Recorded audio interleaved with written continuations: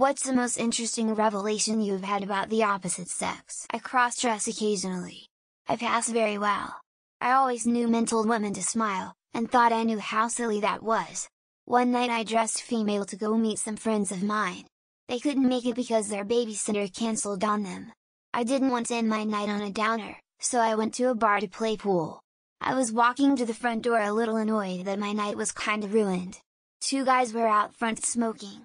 One saw my face and said, "Smile, baby." Ooh, that pissed me off. Then I finally understood and felt it. So don't do that to women, fellas. I was once at a party, chatting with friends, when another man who is much larger and stronger than me did that flirting move where you put your hand on someone else's arm. Later in the party, I was alone in the kitchen when the same guy walked in, and he tried to be flirty with me. All I could really think was, geez, this guy is way bigger than me and I hope this conversation doesn't head south. A few days later I realized, oh, that's how women feel when men they aren't interested and try to flirt with them. My contribution is that women out of your league may not be looking for some Andrew Tate alpha male who drinks bull piss TM and gets into fights. She may actually have a crush on you and be just as shy to approach as you are. Imagine my shock when I was on a manicure and spoke to a woman I knew would never associate with my ass, and she was the exact type of person I was looking for, and I happened to be the exact type she was looking for. Next month will be 12 years of marriage. How difficult it can be for healthcare to be taken seriously for women. I feel like it would be really easy to make a pair or normal boobs and boobs with a few lumps to give them an idea of what they need to be checking for, but I would be wrong, I guess. This is just one example of many. Not saying men don't have things neglected, because there are definitely ways to improve, but damn! There's a lot of pretty basic stuff that can be improved with not that much effort, I feel. After being raised with the idea that all women wanted to work full-time and be independent, I was startled by the huge number of even young self-proclaimed feminists who craved being a stay-at-home girlfriend or a wife. Seems what women really want is to be able to choose that lifestyle as opposed to being forced into it. On a sexual note, the large percentage of women who have CNC fantasies also caught me by surprise. Again, as long as they can choose who to have it with. When you're 14, you assume women are aroused sexually by the same things men are, like physical attractiveness. It's a factor, but nowhere near as important to women as men. Confidence attracts them the best, but that's a minefield for them too, because a lot of abusers come off as confident because they lack a full range of empathy and think they're great. You don't want someone who thinks they're great and gets mad at you for even insinuating they're not. They are still attracted to women after they have children, get older, etc. etc. I spent all my teens and 20s completely nervous that I was not attractive enough and completely insecure after I had kids, only to find out men don't care about stretch marks, gray hair, or a little bit of a soft tummy. Men dig confident and happy women. The stuff we are insecure about does not stop them from thinking we are sexy.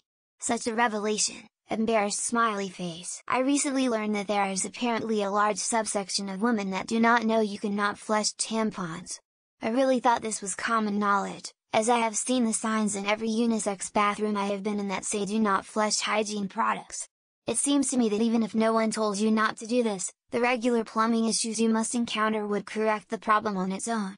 Seems wild to me. Men are more scared of spiders than women are. A bisexual woman used to breed tarantulas professionally for over 6 years. I was also trying to date at the time. No man ever stuck around. It legit became a running joke with my friends. The second I told my date that I had spiders in my house, the men would just up and leave. But the women?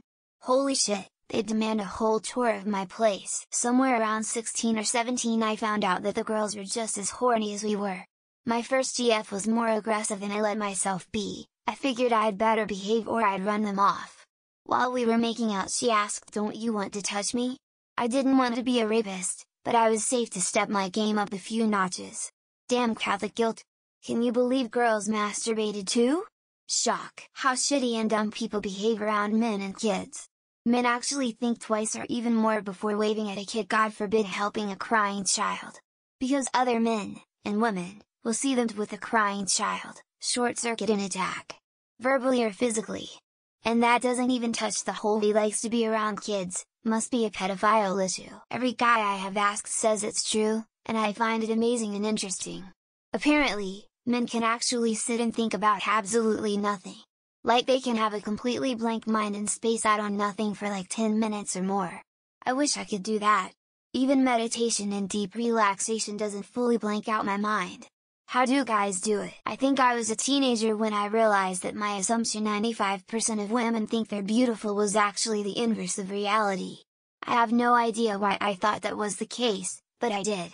When I started understanding people's insecurities about their appearance, men included, it changed the way I interacted with them. That too much attention can scare men off. I was always told that men don't get enough compliments and that men are dying for positive reinforcement, but it really blew up on my face when I connected with a guy who couldn't take all the positivity.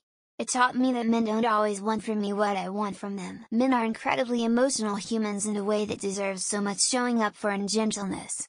I used to believe the stereotypes and didn't always hold space for men to bring their emotions. But once I began clocking into how some men show up in their emotions, I was able to see how awesome they are in that space. That guys don't talk about their sex life with each other. I grew up watching all these movies where guys were in locker rooms describing their sexual encounters. So I thought all guys did this.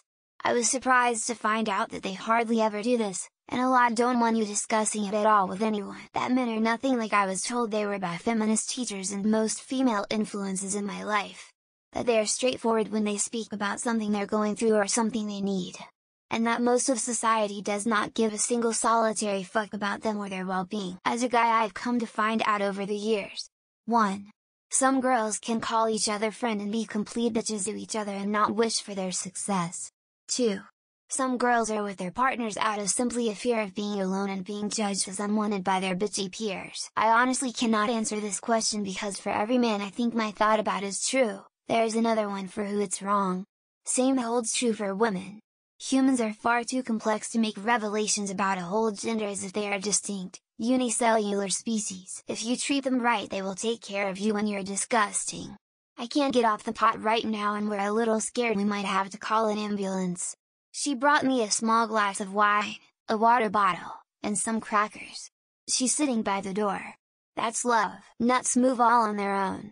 Like the skin flexes and shifts and like crawls up and down twitching. I read it on Reddit, called bullshit, and went and inspected the spouse, was very surprised.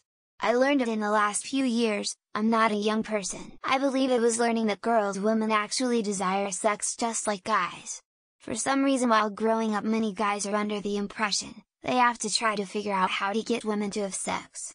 Women get horny and masturbate too. Girls get mad at guys for not lowering the toilet seat, not because they felt it looks better, equality or anything like that, but because they use it at night. They don't turn on the light and have a tendency to fall in. I kid you not, that there actually are women for whom the awkward, short, skinny, shy dude who gets nervous around them is their exact type. More than you would think. You just have to be willing to earnestly look for them and not fall into toxic ideas. I was 16-17 when I found out periods happen over time, not an instant gush of blood that comes out at some random point over a 1-week time period. I blame adverts for panty liners where they poured all the blue liquid out at once. I am a man, but something I realized until recently is that we all have some kind of anxiety when we are alone on the street and a woman approaches or is in front of you. The nerves of not looking like a pervert or a creep are high. As a dude, I grew my hair really long and the amount of hair I had to pull out of my butt while showering was shocking.